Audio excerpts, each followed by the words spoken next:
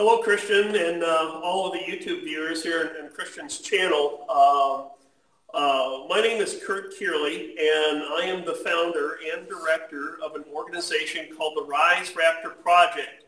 We're based here in the United States in Huntsville, Alabama. That's the southeastern portion of the United States. And Christian, I definitely want to thank you for this opportunity to introduce our organization to your viewers and to possibly all around the world, which is a tremendous opportunity, which is such a nice thing about YouTube.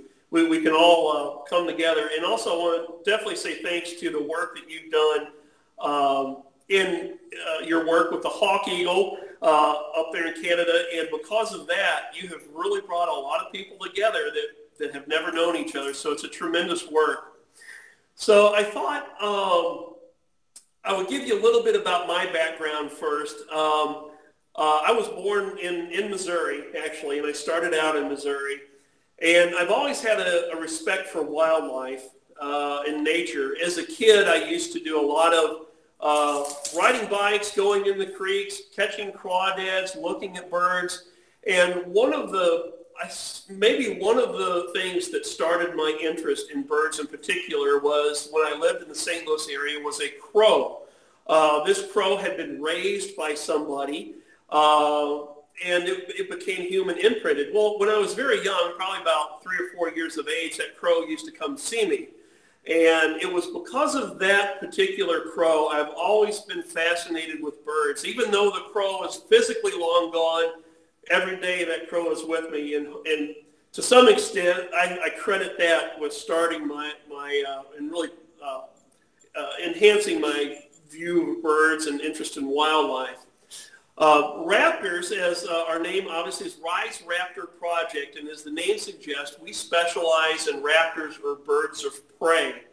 So if you look all throughout history in art, literature, culture, religions, raptors have been a part of our many history of the cultures for many years. Just look back, whether it's art, music, poetry. One example is Aesop's Fable, which is a favorite fable of mine. And so if you think about Greeks, whatever, and then even fast forward to Native American or indigenous peoples of North America, they were heavily involved, and birds of prey were a part of their lives. And of course, it's no different for us here in the United States and elsewhere around the world, but in the United States in 1782, the bald eagle was selected to be the symbol of the new country at that time. So when I grew up a little bit, in my college years, I had a very fortunate experience of volunteering with an organization called the World Bird Sanctuary under the direction of Walter C. Crawford, Jr. He was the founder of that organization in 1977. And he was one of the best ornithologists and advocates for raptors and conservation. And I had the privilege of studying under him and his staff. During my time there, that is when I learned how to handle raptors. I did a lot of education programs. I learned about husbandry, keeping raptors in captivity. I also participated in the St. Louis area in species restoration. For example, one of the things I was involved in was hackbutt management. We released peregrine falcons in the St. Louis area and in Missouri and some sites in Illinois. And so I was responsible for part of that. It was good to be part of that. We also did, another thing that I did is hang out of aircraft. We did bald eagle surveys, flying over the Mississippi River. That was pretty nice, seeing them and sometimes flying eye level with them. One of the other things that I did at my time in St. Louis was work with injured birds, the ones that have been, usually due to people's negligence or carelessnesses. A lot of times they were shot, collided with things accidentally, poisoned, whatever. So I had an opportunity to work with the injured birds, and fortunately, some of those were released. When I moved to Alabama, I was able to assist a few small centers with their education programs and their rehabilitation. But for the most part, I did falconry, which is another thing that I learned in St. Louis. Falconry is the ancient art of hunting with birds of prey, hunting wild game with birds of prey. And so when I moved here to Alabama, it was usually just me, out in the woods with my bird, and we would go hunting together. And somebody would find out that I had a bird. I really never advertised it because it was more of a personal thing for me. And I said, can you come talk to our scouts? Can you come talk to this group, that group, schools, whatever? And long before you know it, this was a nonstop thing every year without a way to contact me, no internet contact, no phone number, no nothing. I was doing over 40 programs a year. So in 2013, we formed the Rise Raptor Project, which is now a 501c3 nonprofit organization. And to give you a little bit of, an overview of what we do, I thought I would read our mission statement because our mission statement does summarize everything that we do. The mission of the Rise Raptor Project is to inspire the public to embrace principles of good stewardship, engage in scientific discovery, and be immersed in the riches of history and culture by connecting with the most powerful birds in the world. So, of course, the most powerful birds in the world is two of the birds, represented two of the birds we have here, the raptors, or birds of prey. Nowadays, currently, we're doing anywhere from 55 to 83 educational programs a year to a wide variety of audiences. You name it, and we've probably talked to those audiences: schools, scouts, library programs, retirement centers, different community outreach. We usually do general raptor programs, which is to teach the principles of good stewardship, science, teach people about these birds, because people never get an experience, or very rarely get an experience, to learn about them up close like we can present them. And in addition, though, just to the science aspect, we're also involved in the cultural relationships of birds of prey. One example is the cultural relationships of the Native Americans or the North American indigenous peoples, really all over, what their relationships were, to the best that we can understand anyway, to nature, and with a focus on these birds.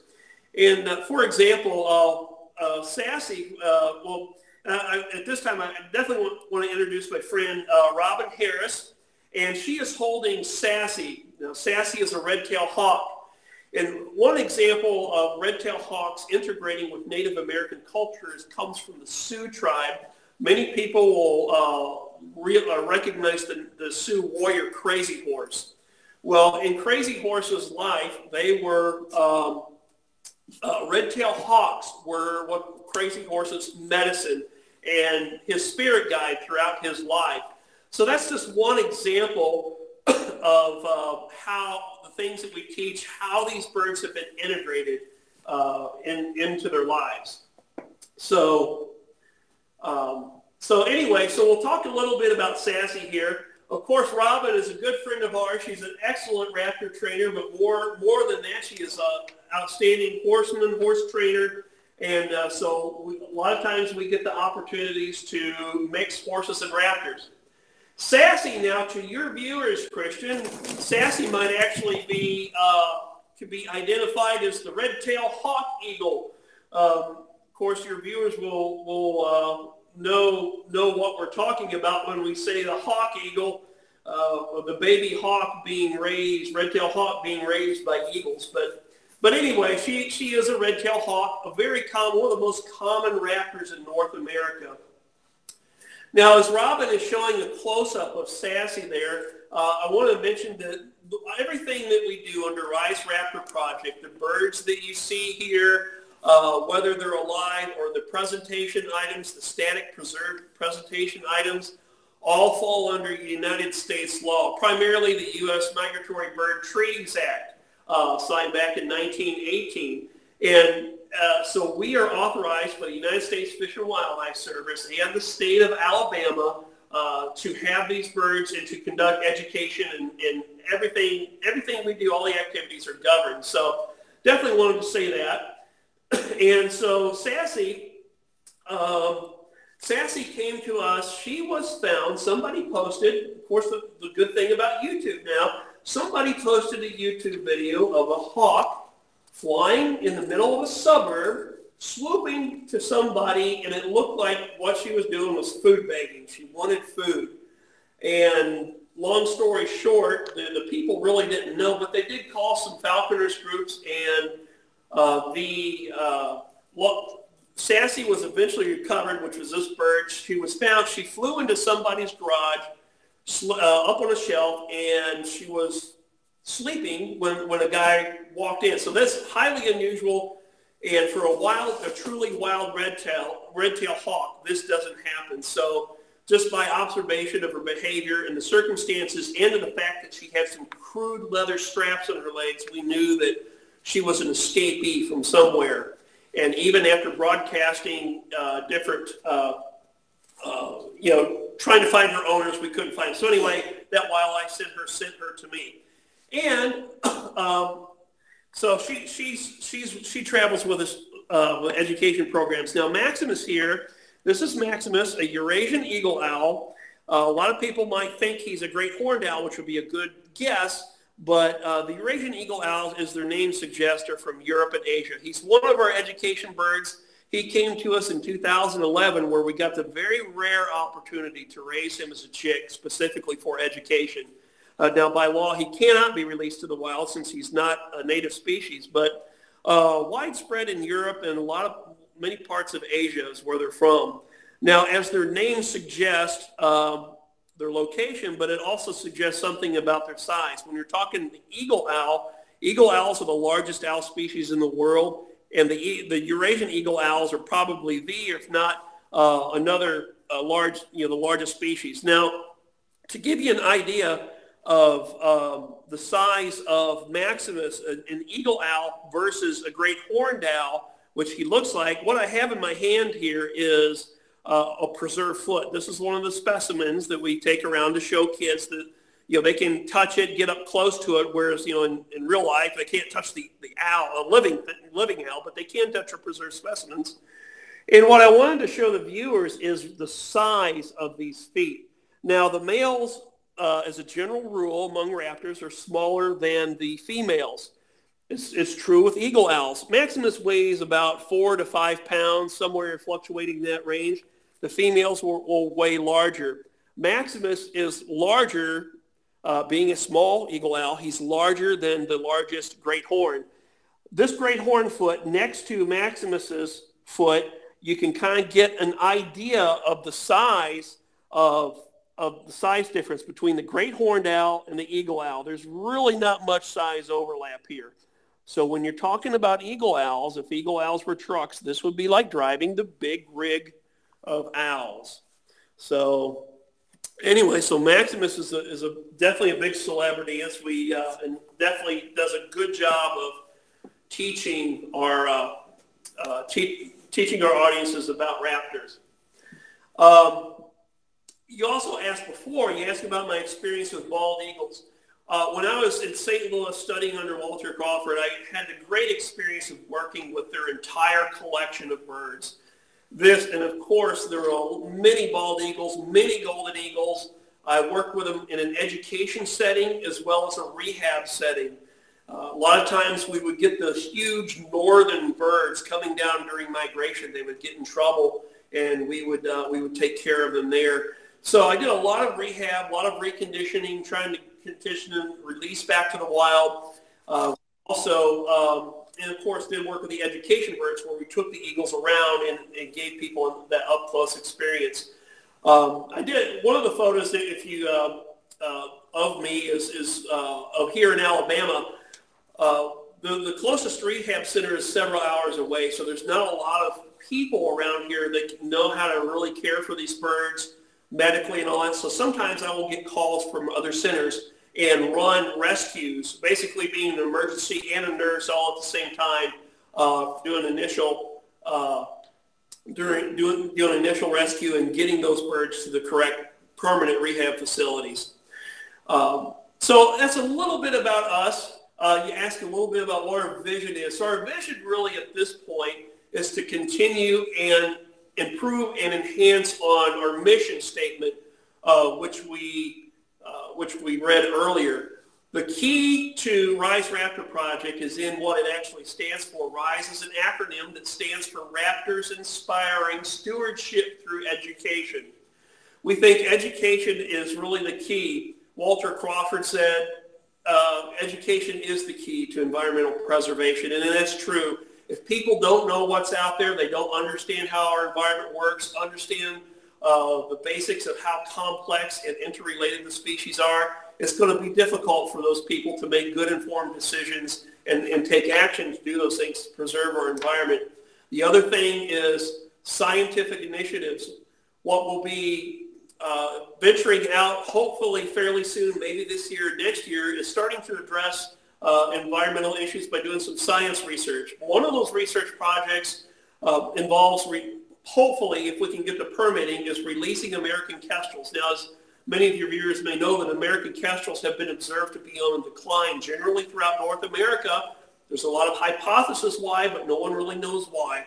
So one of the things we'll be doing studies to release kestrels in urban environments and study what their behaviors are and will they return, and maybe that data will be useful as in species restoration with kestrels and maybe some other species. And definitely, and we're very fortunate to have one of the best raptor biologists in the world. And if he sees this video, he'll know who I'm talking about. And I definitely want to say a shout out to him and say thank you for being involved in our project. So we're working on more projects in the future. If people want to connect with us, they can go to our website at www.riseraptor.org. And from there, we have a link on Facebook. You can find out more about the different people involved in Rise Raptor Project, more about us. Our schedule's online. If you're in the area and we're out and about, definitely connect with us. We'd be happy to see anybody who loves raptors around the world. They're friends of Rise Raptor Project. Christian, I want to say thank you very much for giving this opportunity to come to you on YouTube and introduce ourselves to the viewers. And we definitely hope to see you soon. Thank you very much.